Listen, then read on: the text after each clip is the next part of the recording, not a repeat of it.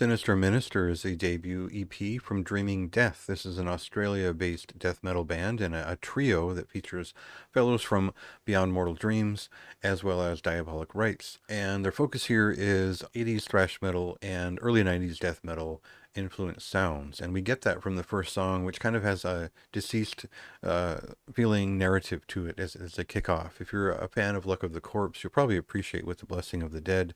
And from that point, we get a little bit more Morbid Angel and Nocturnus and classic death metal nodes to catch on to as we figure out what this band is all about. So we'll cut to a song here, and then I'll talk a little bit more about what this EP is and how it landed with me. It worries me not inhaling the odor of rot. The incense burning hot, feels it bring the smell of death. Body laid upon the table, I sent to death. So as we kick through, we do get a little bit of that more frenzied and beaten side of early Vader, as well as maybe Eternal Dirge as an example of a step beyond Nocturnus's first record in terms of incorporating keyboards into music that is essentially late 80s thrash and early 90s death metal, sophisticate in the way that it develops its songs. There is definitely a Florida death metal influence to this EP, and that should be clear enough by just the name drops in the review.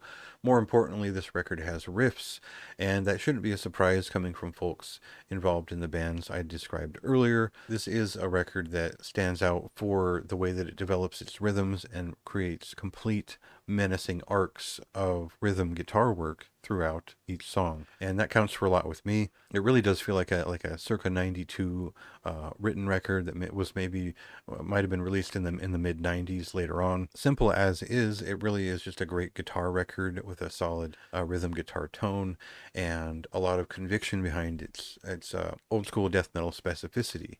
So not a lot to say about this record. It's fairly short, and it's an EP and all that, but there's a lot of value to their introduction here, which is very serious. It is full of riffs, and it's full of style as well. So if you're a fan of old school death metal, and especially this type, you should appreciate what they've done here with this EP. For me, that's a high recommendation.